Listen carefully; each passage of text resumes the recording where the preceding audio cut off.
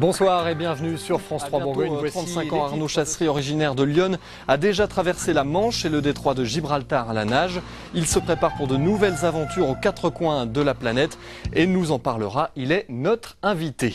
Détenteur de plusieurs records de traversée à la nage, Arnaud Chassery, originaire de Joigny dans Lyon, prépare actuellement son tour du monde à la nage. Arnaud Chassery, bonsoir. Vous êtes notre invité ce soir. Votre but, c'est donc de rallier les 5 continents par les détroits entre les mois de mai et le mois de septembre prochain.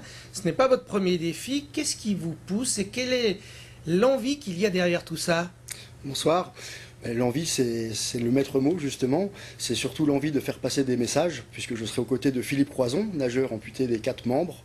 Et nous profiterons de ce tour du monde pour délivrer des messages d'égalité entre tous, d'égalité entre les hommes, mais aussi de solidarité. Alors justement, vous l'avez dit, vous serez avec Philippe, donc justement ce nageur amputé des 4 membres qui vous accompagne, qui est devenu votre ami. Je vous propose de voir un reportage sur votre duo de nageurs fous tourné par Christian Mirabeau et Claude Eudes. Septembre 2010, Philippe Croison, amputé de ses bras et de ses jambes, tente la traversée de la Manche. À bord du bateau qui le suit, Arnaud Chassery. Ce nageur iconé avait réussi cette aventure 2 ans plus tôt et quand Philippe lui demande de l'aider dans sa tentative, il n'hésite pas une seconde. Quand on s'est rencontrés en 2010, le contact est tout de suite passé. Alors c'est vrai que l'eau est conductrice et les ondes sont vraiment passées tout de suite. Et on s'est vite dit, si on arrive à réaliser notre traversée respective, donc lui la Manche en 2010 et moi j'avais réalisé le détroit de Gibraltar, nous essaierons de mettre nos forces en commun pour essayer de faire quelque chose ensemble. Pour lui redonner le moral, en plein milieu de la Manche, Arnaud se jette à l'eau et va nager 1 heure auprès de Philippe. Une complicité est née entre les 2 hommes et à l'arrivée en France en plein milieu de la nuit, Arnaud est encore là pour le féliciter.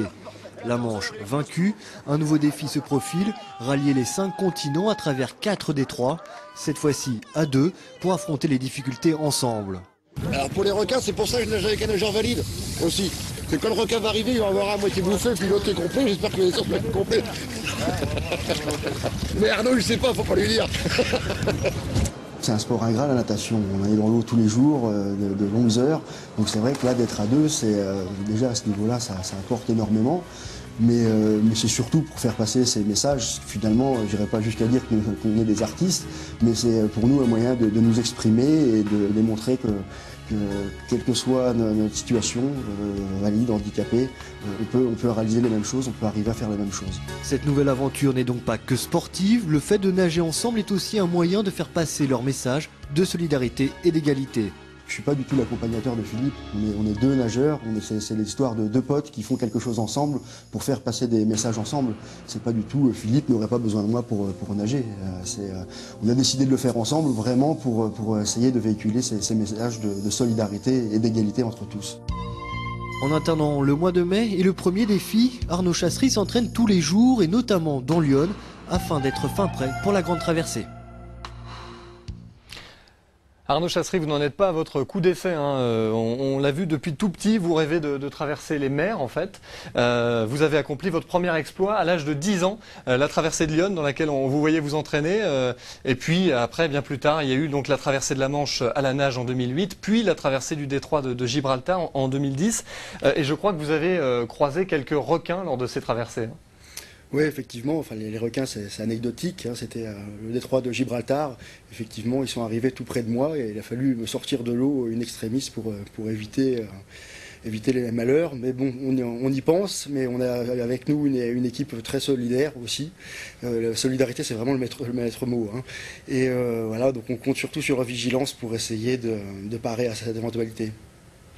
Qu'est-ce qui vous fascine tant depuis toujours dans le fait de traverser la mer à la nage? C'est le dépassement de soi, c'est vraiment déjà d'être dans l'élément liquide, de faire corps avec les éléments et vraiment de se dépasser, d'aller au bout de ses limites.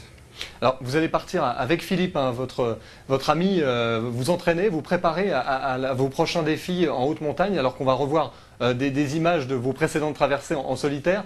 Comment vous allez vous préparer justement à ces défis et pourquoi là-bas? Alors ça fait déjà 1 an qu'on travaille avec Philippe, qu'on s'est entraîné tout l'été dernier en Bretagne. Nous étions la semaine dernière à la base des commandos marines à Toulon pour nous préparer à l'eau froide. Le mois prochain, nous serons à Font-Romeu en montagne, en altitude, pour nous préparer et nager dans les lacs d'altitude. Et après, ce sera le grand départ. Alors, on vient de voir des images avant votre plongée qu'on voit en ce moment, votre nage. Vous vous enduisez de graisse. Question toute bête, pourquoi la graisse? Pourquoi pas une combinaison néoprène, par exemple? Alors, la graisse ne protège pas du froid. C'est vraiment pour éviter les frottements, parce que l'eau salée agresse énormément, le sel agresse énormément. Donc, c'est vraiment pour éviter les frottements des bras et pour éviter les saignements et ces désagréments-là. Après, la traversée de la Manche, pour qu'elle soit homologuée par les instances officielles, on doit la faire en maillot de bain, bonnet, lunettes, comme le premier nageur qui avait réussi cette traversée en 1875. Donc depuis, tous les nageurs doivent être en maillot de bain pour que cette traversée soit homologuée.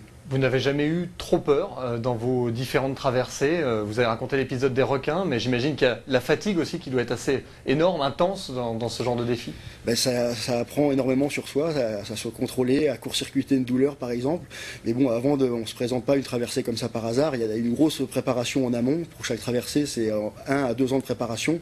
Donc on est vraiment prêt pour le jour J et quand on est prêt, c'est parti. Le jour J, on est dedans et on a chassé toutes les peurs avant. Et voilà. Justement, le jour J pour vous, rapidement, c'est quand la date du départ pour votre prochaine traversée avec Philippe? Nous prendrons l'avion le 6 mai pour la Papouasie-Nouvelle-Guinée. Merci Arnaud Chasserie, et bien on suivra avec intérêt évidemment